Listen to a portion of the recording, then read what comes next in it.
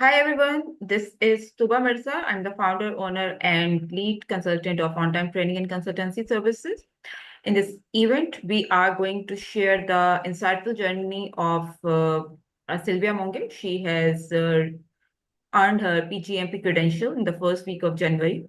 And she didn't just earn it, she also became the first PgMP certified of her country, Costa Rica, which is marvelous. Congratulations, Sylvia, for that. Uh, so we are going to get started formally in a while, but let's first introduce ourselves and then we will begin. So, On-Time Training and Consultancy Services is a professional training and consultancy provider where we offer the services and support for project program and portfolio management and governance as well. So we are primarily the followers and promoters of PMI standard, and accordingly we offer the courses and credentials related services in that regard. So we offer every major, credential support for PMI like PFMP, PGMP, PMP, RMP, ACP, etc. We are also the consultancy provider in the P3M domain, which means that we do offer the support for a project and program management best practices, PMO consultancy, career counseling regarding the P3M domain, interview preparation services, and many other related services. So if you are interested, you can reach out to us on the channels. We are going to share that in the comment area in a while. So this is a brief about us. Let's move to Sylvia and let's begin the conversation. Hi, Sylvia. Thank you very much for taking out time and agree to share your useful insights about the PGMP journey. Thank you very much for that. So, Sylvia, first of all, a brief about yourself, your career, your journey, and then we will begin the conversation about PGMP journey more specifically. Sure. My name is Silvia Monge. I'm based in Costa Rica, and I do have around 18-year experience, industry experience.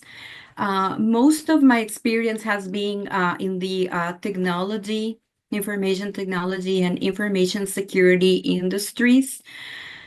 I have about 14 years as a project manager, and I've handled all types of projects, from internal projects for process improvements, new technology introductions, to client-facing projects, small projects, and larger projects for migrations to the cloud and to other technologies. I've done transition projects and projects more for steady state, for um, transition bigger technologies to operations. I've done projects mostly for the North American and Latin American markets, but with stakeholders and teams that are located all over the world. So it's a mix of complexity in the projects I've handled. And I've also done program management for the last years with merging some projects and some other initiatives to increase the benefits or merge the strategy that is around all of these components. So that's why I got interested in getting PGMP certified. And that's me in a nutshell. Wow, this is impressive, I must say. Sylvia, the audience would like to know why PGMP, why did you go for it, and how PGMP is helping you in your professional Well, journey. since I've handled some projects during the programs during the last years, um, and also I got PMP certified back in 2012, and I've been renewing the certification, getting my PDUs and getting them the 3-year cycles. I started thinking, what's next after PMP? And since I started managing some programs. I thought getting PGMP would be the right move after that. I was a bit hesitant though, because it's a very challenging certification. Well, PMP is, but PGMP is another level. But because of the path that I was taking with my professional career, and also I want to keep growing as a program manager, I decided that would be the right move. That was like my main motivation to go through PGMP.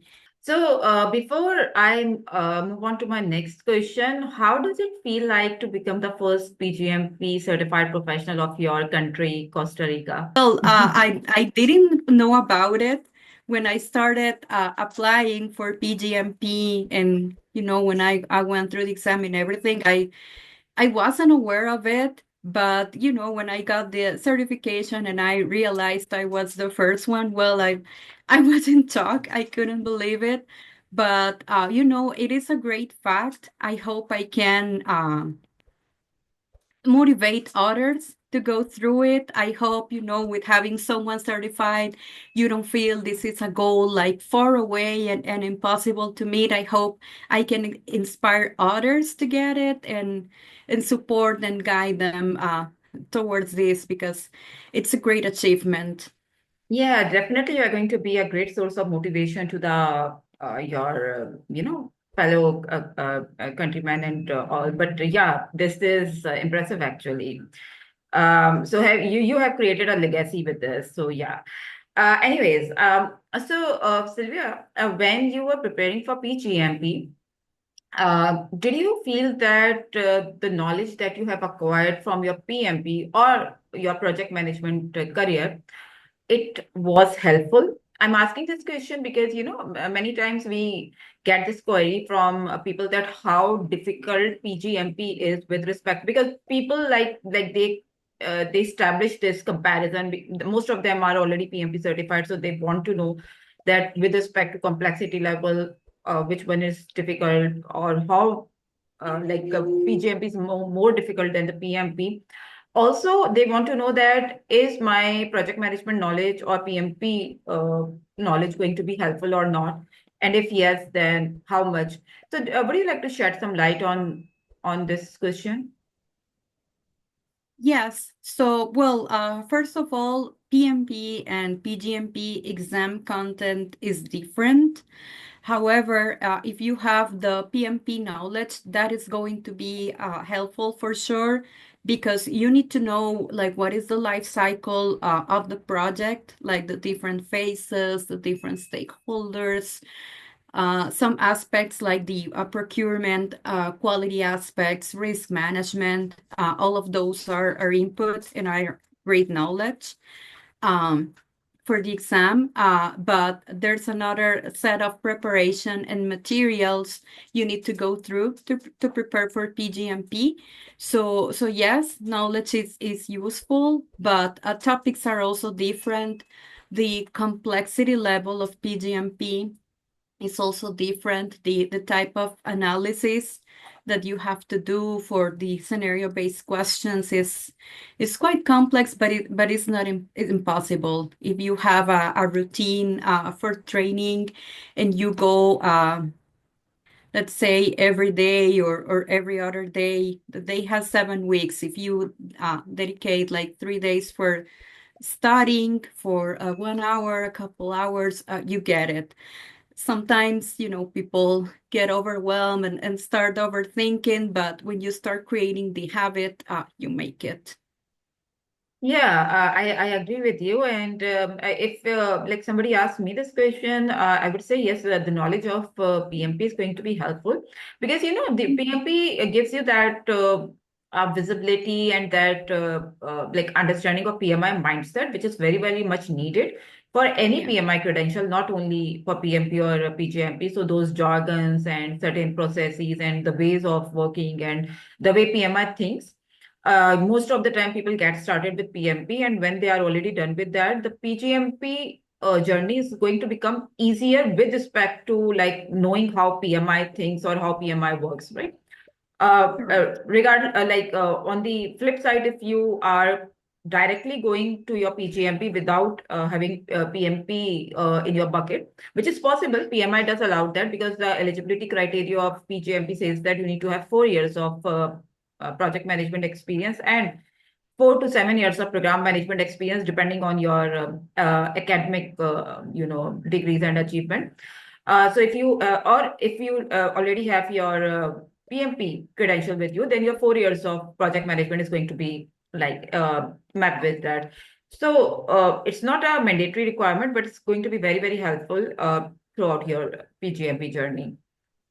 Okay, Correct. Sylvia, people would definitely like to know your study routine, how much time you allocated for the overall study, or how many months you took, how many hours you studied in a day, or what was your how did your roadmap look like? Because this is, I would say, one of the biggest challenge that people face, that they are not able to maintain a momentum or consistency in their study.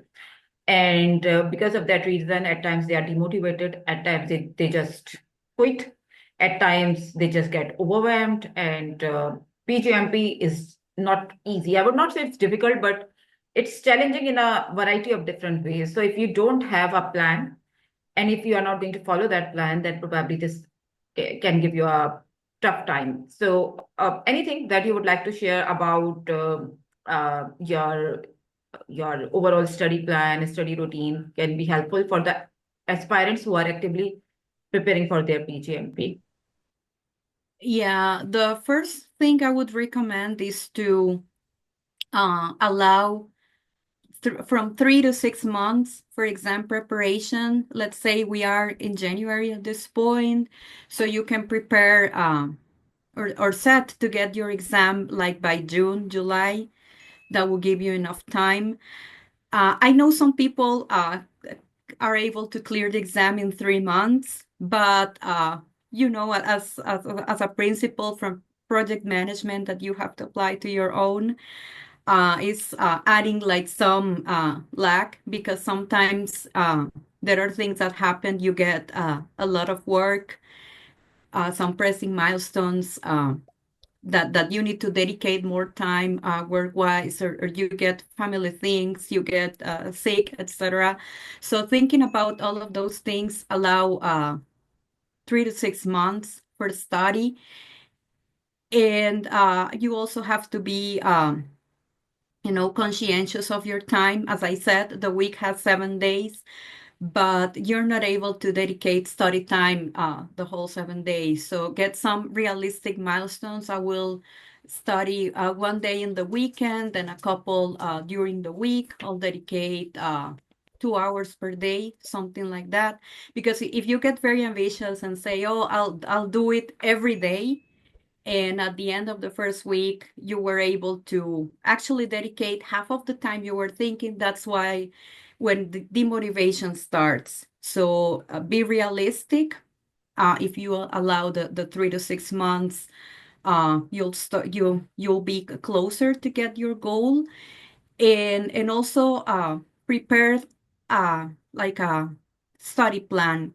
Let's say I'm going to study these domains. I'll get these 2 domains completed in the next 2 weeks, and evaluate yourself how you're doing. If you ended behind your original schedule or ahead of time, and rebaseline your plan. Don't feel guilty if you were not able to complete it according to the plan, but be proud of yourself, of what you were able to accomplish, and keep going. But be realistic, and realize you are a human, and sometimes things don't go exactly the way you expected, but celebrate your goals. That will be my recommendation for you. Wow, Sylvia, I really like the way you think, and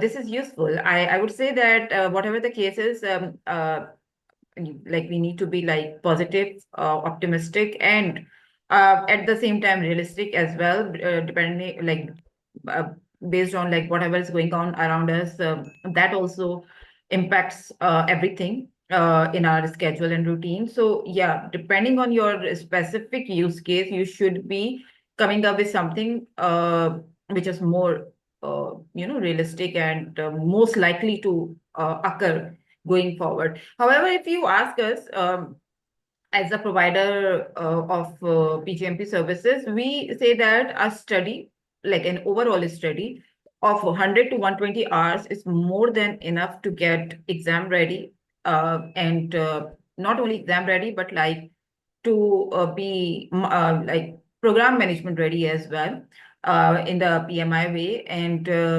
at, however you want to divide that, depending on your use case, is your call to make. But we recommend a schedule of 2 to 3 months, with your job and family and other priorities going on, usually in people's life. And we believe that this is doable. But again, this is your call to make. If you think that maybe 4 to 6 months are going to be okay, at times we have some delegates who are okay to like stretch it for complete 1 year after their application is approved, and they're okay with that. So whatever you are okay with, that's fine, right? But if you ask us, like on average, how people go with that, so it's 2 to 3 months, which is working so far for most of the delegates.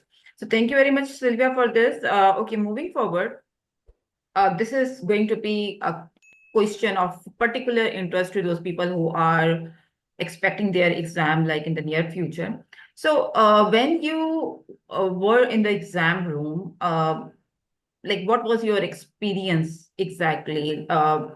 Anything that you think could be helpful to the delegates who are like they have, who have their exam is scheduled already. I would more specifically like to talk about time management, because exam is like tough. Those 4 hours in the exam room are not easy, I know that. And time management is a crucial factor. Your certain leadership traits are also tested in the exam, like your emotional intelligence and your composure, your how you deal with the pressure, how you make decisions depending on certain factors. All of these traits are also tested during the, which is not really related to that subject matter expertise that you are being tested for, but your how you maintain yourself, how you manage yourself is very, very much tested, I believe. So how did you manage your 4 hours in the exam room, and any tips and advices that you would like to give to the uh, participants? Yes. So, well, one important thing to mention here is that PGMP exam is different than PMP, because PMP you can do at home, and you can also have a break when you're in the middle of the exam. But PGMP, there are two variances. You can only do at a test center, and there's no break. You have to sit for the 4 hours.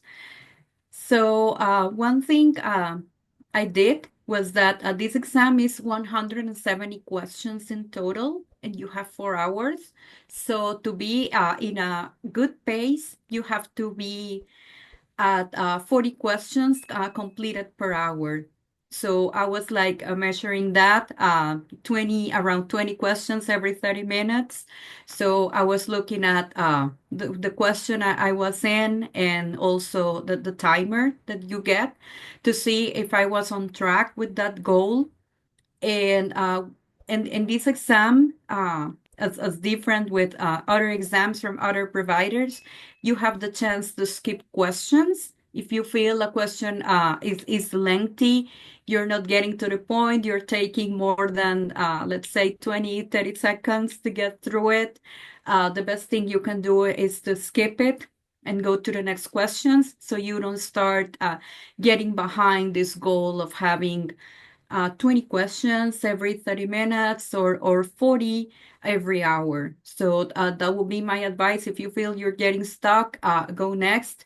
If there is a topic that you feel is not your strongest and you're getting that one, skip it. And then when you have read all of the 170 questions that are in the exam, you can go and check whatever you left unanswered and go back to them. But it will be a smaller subset of questions, and you'll have time to go through it. Great. Yeah, I totally agree with what you said, Sylvia. And I would like to talk about like a little bit more about exam format for to those who are new to all this and they are just inquiring about PGMP with this webinar. But first, let's cover the what is there in the exam actually. And Sylvia, did you come across any calculation-based questions in your exam?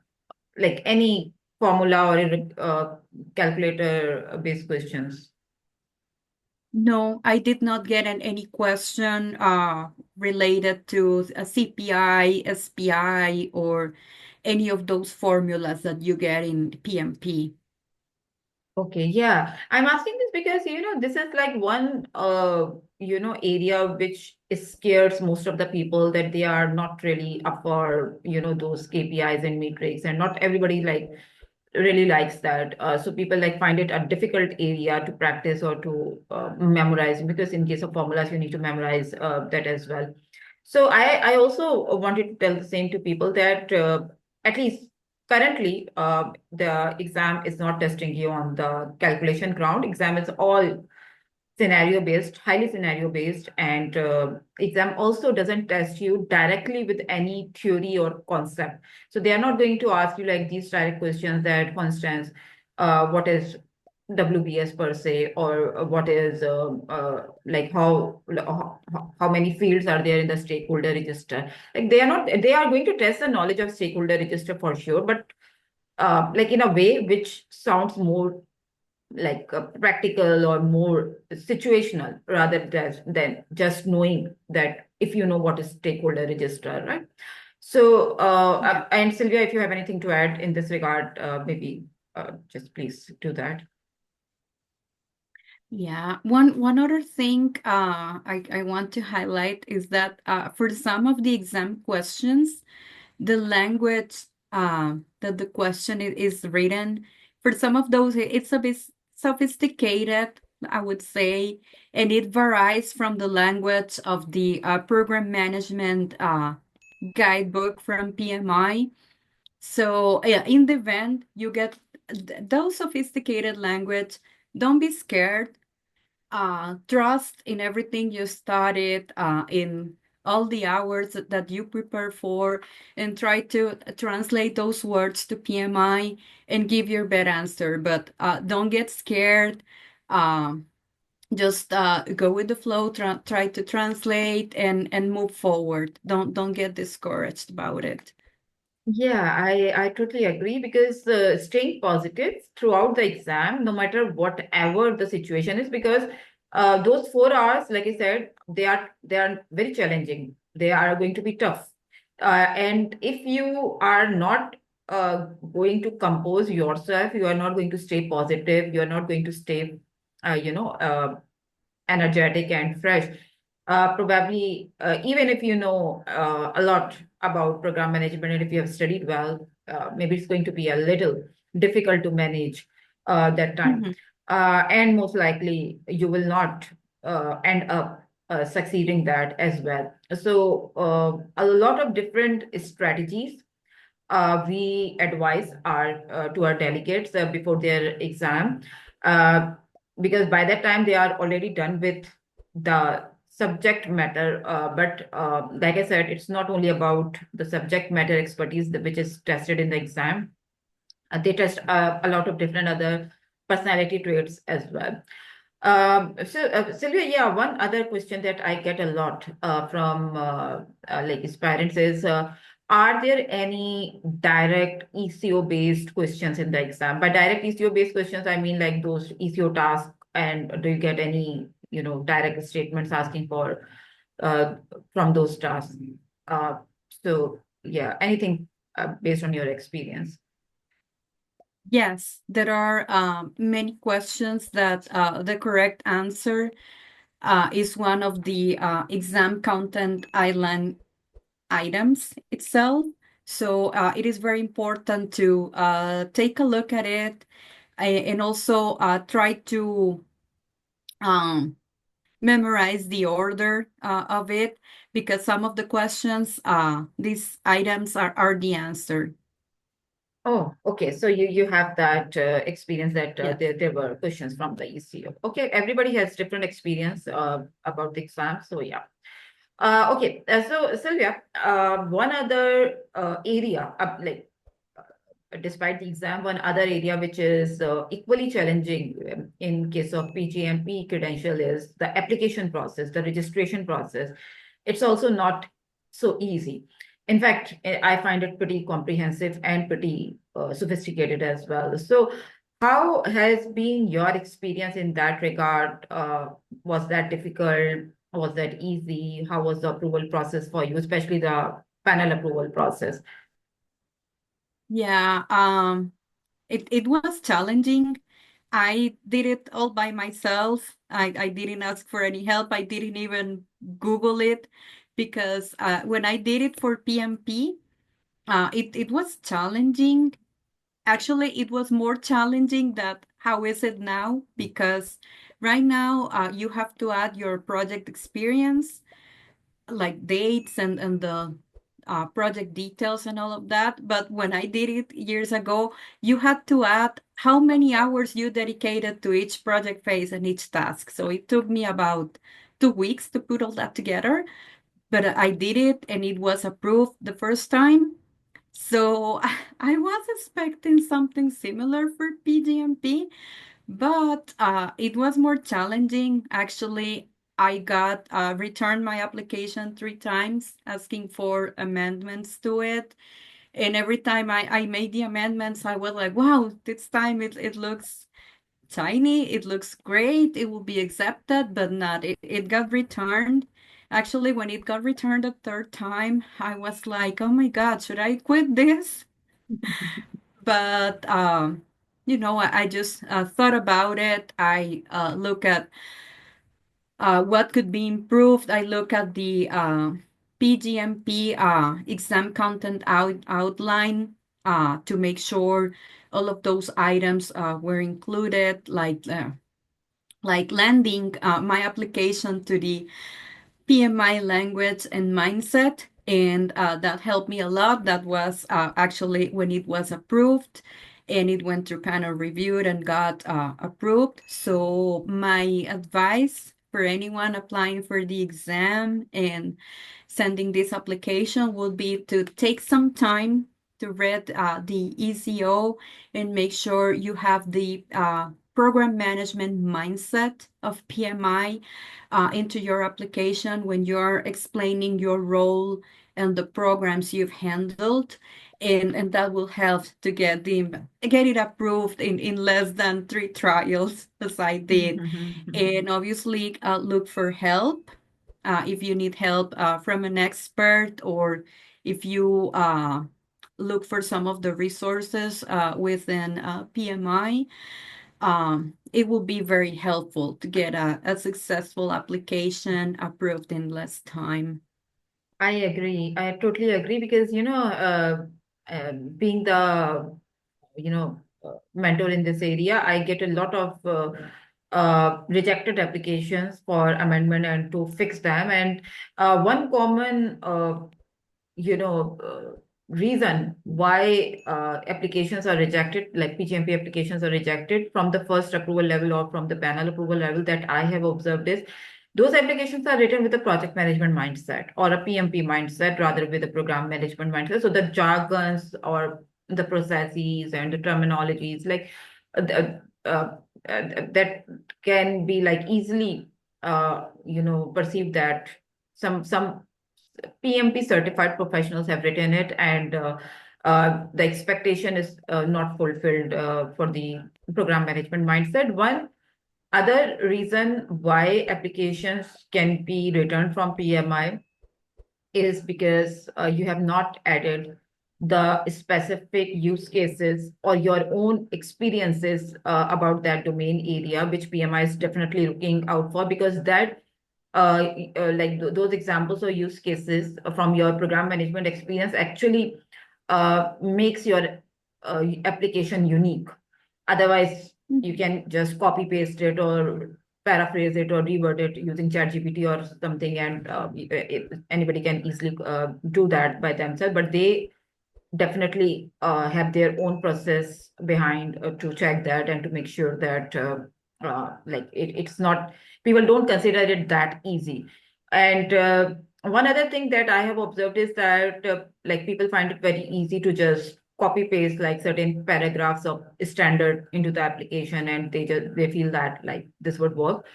This definitely would not work. This is like very easy to catch while reviewing, and they have their own processors and tools available at their end, and they can easily get that. So they will definitely not accept that. They want your own excerpt written in your own language and in your own way, with your specific examples, use cases, and your situations that you handled as a program manager to cope up with like something which was not working in your program. This is how they want it to be written. So yeah, make sure that either you incorporate all of this, or maybe you go to an expert to help you with that. Because if your application is not accepted, especially from the panel review, then most likely they are going to make it like way more difficult for you than you could expect. So make sure that you get it right in the first attempt, uh, so that you don't get demotivated, because application rejection is a huge demotivation, I would say. And its approval is a huge motivating factor. And I would say if you are done with that, like easily, smoothly, you are 40-50% already done with your credential, right? So yeah, this is how it is. Okay, so Sylvia, you went for our uh, self-paced PGMP course, and with that, you got ready for your PGMP exam. So, how did you find our mentoring services with respect to everything like study plan and coverage and mock exams and the mentoring and guidance? How was your experience with us? It was actually a great experience for me because I went in a self-paced mode. I started reading some of the PDFs and material that was available. Then I watched the videos. There was a video for each domain in the exam. And watching the videos was great because I was able to do it at my pace. Like some days, especially during the weekends, I had like 10 hours that day to study. And some other days during the week, I only had like 1 or 2 hours. So I was able to manage my time on my own, like pause the videos if there was something that I didn't quite understand or wanted to go. I was able to pause and go back. And on the other hand, for some other topics that were easier for me to catch, I was able to fast forward some of the sections on the videos and go faster.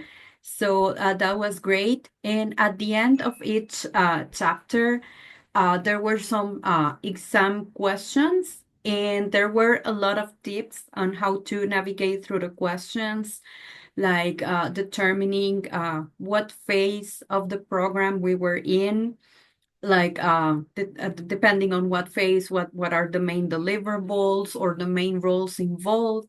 And that was key to find out what was the solution for that question, or the best answer, because this exam has the same particular thing as the PMP, that if you recall, in PMP, there are at least two answers that are right, but there is one that is better.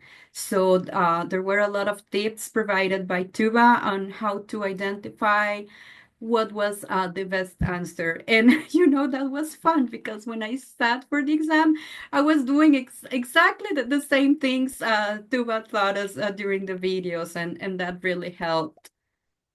Yeah, and because I was expecting this mocks related questions, because that is of particular interest to the like people, that how useful has been the mock practiced, or are they related to the exam, or are those helpful in the exam? So the mocks that I provided to you, like how helpful did you find them in your real exam?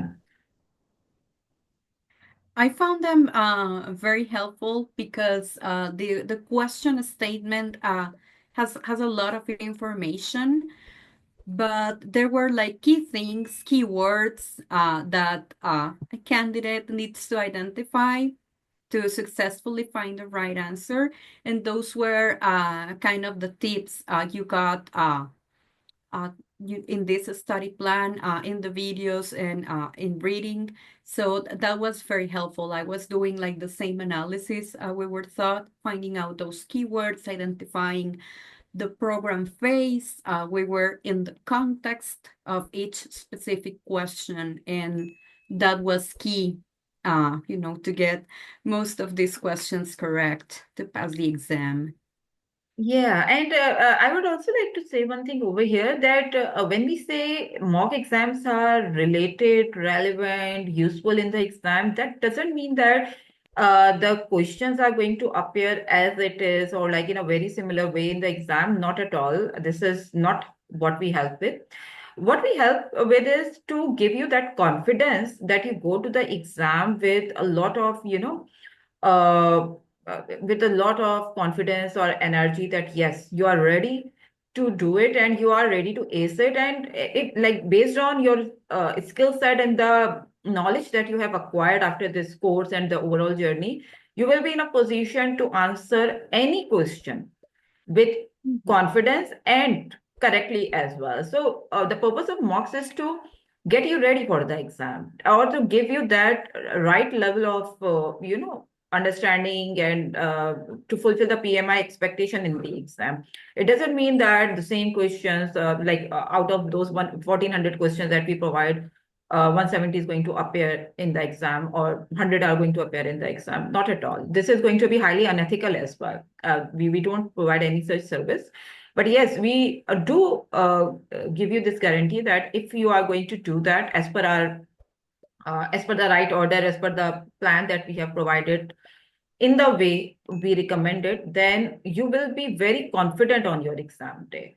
And I believe Sylvia is here to, to vet that and to vouch that this is a case. When you cover the plan in the recommended way, then you automatically start saying that yes, now I'm ready for the exam. I want to go to the exam and I want to just get done with this.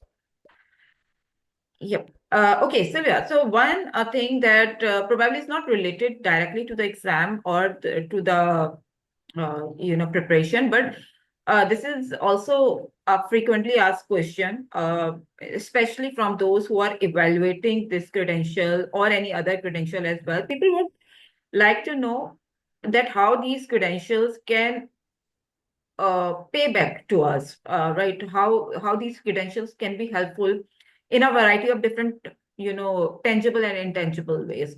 And everybody has their own reason of why they want to go for it, or they have gone for it. So, what was your reason? I mean, from a return perspective, how you see these investments on the credentials, professional credentials? Well, I personally believe in the power of certifications. Certifications do exist for a reason, and every single certification entity puts a lot of work when they release a certification. They think about the profile of the candidates going through it, the experience, the level of knowledge, where they want to go, etc.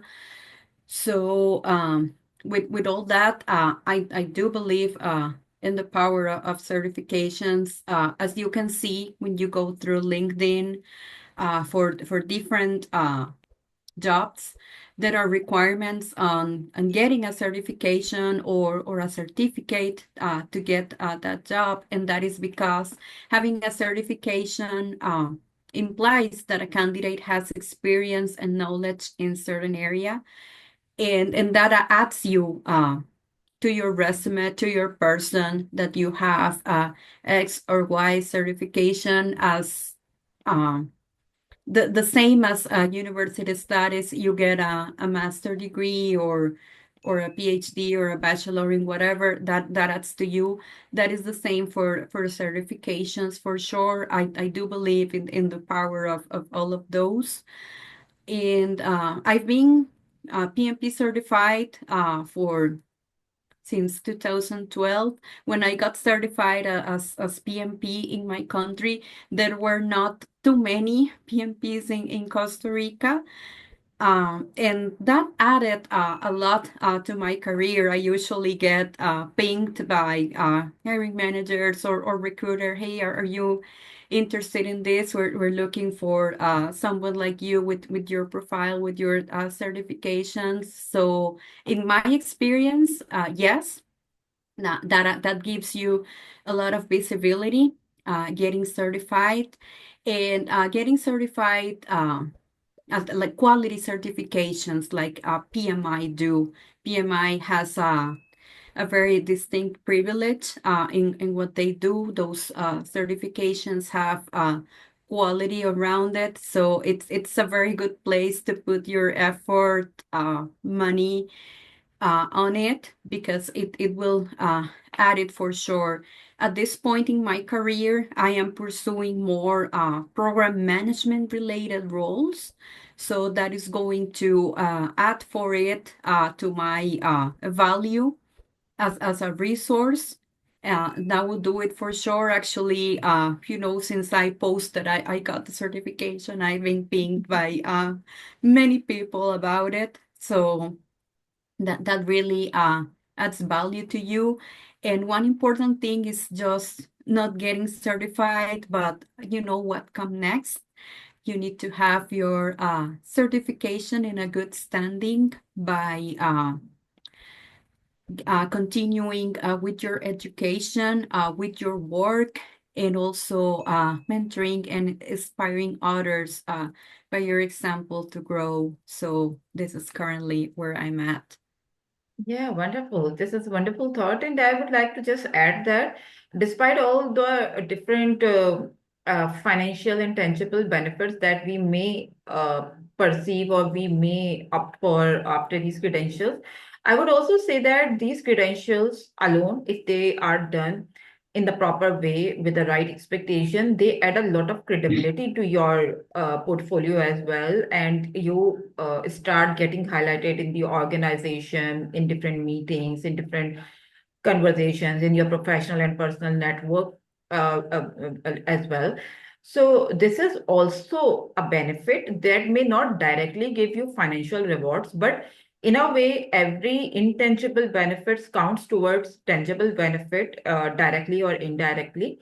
And like maybe not overnight, but this is also a progression that how you proceed in your career. And this is never the case that right after you are done with your certain credential or certain skill set acquiring, you are going to get a new job, you are going to get promoted or something like that. This may take its own time. However, this is definitely going to happen if you are following your career roadmap in the right direction and you like continuously apply these this skill set or these knowledge bases in your role and in your organization to whatever capacity, to whatever extent it's possible. So this is like a throughout and continuous process, but it's part of continuous improvement. And you know these are globally recognized best practices. So definitely whatever you are learning and whatever you are understanding over here is going to be useful for you. Maybe not right away, but this is definitely going to happen. So there are many tangible and intangible advantages of investing in yourself with these, globally recognized credentials, I would say. And this is how I see all of this. And if you ask me, I have got very much benefited with these professional credentials. Okay, so Sylvia, thank you very much for your time to join our session and to share the very useful insights. In the end, would you like to give any advice or anything to the PMI followers or to the PGMP aspirants? Yes, my advice is that if this is something you want to accomplish, go for it. It's challenging, but it's not impossible if you have a positive mindset and a plan put in place.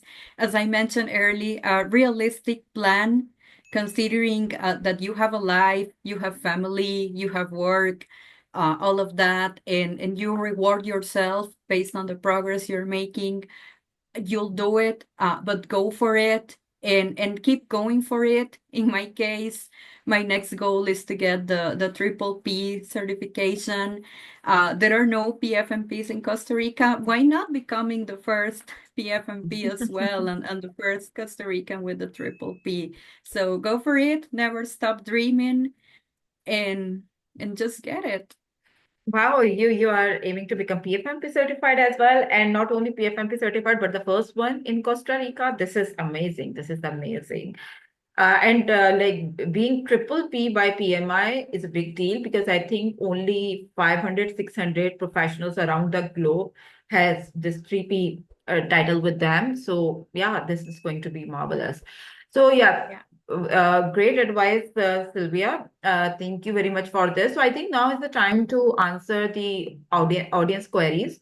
We have a couple already, a couple of them already in the comment box. So let's first answer them, and then if anybody has got any question to Sylvia or to me, you can just unmute and ask your queries directly to Sylvia as well. So Rebecca is asking that I noticed that that after preparing for PMP, since it has 50% of the exam dedicated to Agile, it is helpful to prepare for certifications such as Scrum Master certifications. I think this is in context to if PMP is helpful for PGMP or not. So yeah, Rebecca, you are right. Around 50 to 60% of current PMP curriculum is about Agile, like multiple frameworks and methodologies of Agile. And this is also correct that after doing PMP, it's very easy to go for certifications or credentials like PSM or CSM or PSP or like any other product owner or Scrum Master certification. However, PMP knowledge is also very helpful in your program management knowledge, but it's not equivalent to it. Like program has a lot of different concepts on top of project management, and program is inherently very difficult in nature in the practical world as well as in PGMP credential as well. But what we were talking about is if you have your PMP, certain terminology, certain processes, certain tools and techniques are going to be already known to you, and those are not going to take your time. So maybe a certain number of parts are going to be less from your study plan if you are already PMP certified. But of course, program management has other expectations as well, which are not there in PMP. So Abdul Aziz is saying he is actually surprised to know that there are no breaks in the exam. This is correct. There are no scheduled breaks in PGMP exam, which means that from PMI side, they don't allow you to take break. But if you want to take break, you can go for that in alignment with your center invigilator. But your timer is ticking. Your timer is not stopped. So if you want to take break, you can go for it. But timer is not going to stop. It's still ticking. So if you are managing your time well from the beginning of the exam, and if you think that maybe taking out 5 minutes or 10 minutes of break is manageable, go for it. So this is one advice that we give to our aspirants, that you go for a non-scheduled break, maybe after 2 hours or so. This is very, very much needed because at the end of the day, we are all humans. And no matter how prepared we are for the exam, sitting in one go for 4 hours for this tough exam is difficult. It's difficult for anyone. So it's better to manage your time from the very first minute in a way that after 1.5 to 2 hours, you are in a position to go for a break. Okay, so Abdul Aziz is adding that the exam lasts 240 minutes, which is correct. Exam is 240 minutes or 4 hours long. And according to PMI website, how much time is actually required? How much time is actually required? Sylvia, what do you want to say? How much time is actually required for the exam? I would say 240 minutes. You require all of it. You're not going to finish early. But what was your experience? Did you finish early? No, I did not. As I said earlier, I started going through the questions, and the questions that I found that I wasn't quickly getting to an answer, I left them unanswered. So I went at the end of the 170 questions, then I went through unanswered, then I went through flag, though a little subset of questions I wasn't sure, and I was reviewing my last flag questions when time ran out. So I used all the time. You use all the time. Yeah, this is what I have heard from all of my delegates and from different people in my professional network that PGMP exam these days at least, because PMI keep on updating their question answer base and not every time the exam questions looks like the same. So in different span of time, you have different question answer banks available in the PMI exam. So currently, or I would say since past 2 months, the exam has become a little bit more demanding and challenging than ever with respect to everything. So they want you to be very well prepared for the exam and very well prepared for the other, traits that we have already discussed in this session. So yeah, you would need all 20 to 40 minutes for for your first round of attempting the questions and maybe some reviews and some reconsideration of the questions. So yeah. Uh, okay. The other question that we have, yeah, from Abdul Aziz is, are the mocks and simulations the ones that we have provided, they are comparable to the real PGMP exam? I think we have already talked about it, but like very briefly, Sylvia, anything you would like to add? Yeah, those exam, like mock exam questions, help you a lot to interpret and find, from the question statement, what is the information that you have to look for, and the analysis. Obviously, the practice exam questions are not the same, but it will give you the tools and the tips and tricks that you need to apply in the exam. So, and also the time management piece. If you practice 170 questions and you're able to get this skill of time management, of course, you will be in a readiness position for the exam. Great. Thank you, Sylvia. And I would say the same, that do the mocks with the mindset that these are going to get you exam ready. And with that practice, you will be in a position to answer any exam question in the real experience. So yeah, this is the case. Uh, and we provide different levels of mock exams. So these are not just random. So there's a thought process behind. So we have crafted it in a manner that the level of mocks and the level of practice, like it keeps on gradually increasing. So we don't overwhelm you with the most difficult questions like since the very beginning, because this is not how it works. You need to start like with very basic, though exam is not going to test you at that basic level. Exam is not going to test you in that way, but this is important to start with that and then gradually increase your pace and gradually get into that mode of doing more advanced level and scenario based and situational questions. And exam is going to test you with everything, with the most easy questions, with the most difficult questions, with long questions, with small questions. Every time type of questions are there in the exam, and so you need to be prepared for all of that. And the mocks should be accommodated in that regard. Like so the mock should be crafted in a way that the PMI expectations are fulfilled in that. Okay, so Rebecca is just adding that, yes, Sylvia, your story is so inspiring. Thank you so much for sharing your insights. Thank you for joining, Rebecca. We are glad to have you. Do you intend to take PFMP? Yeah, I think Abdulaziz is also willing to take PFMP. We have had this conversation, so maybe he's just interested to know that. Okay, so these are the end of the questions available on chat. If anybody has got any other question to Sylvia, please unmute yourself and ask that. And if not, then we are done for today. Anybody would like to add anything or would like to ask anything? Okay, I think all the questions are done. Thank you so much, Sylvia.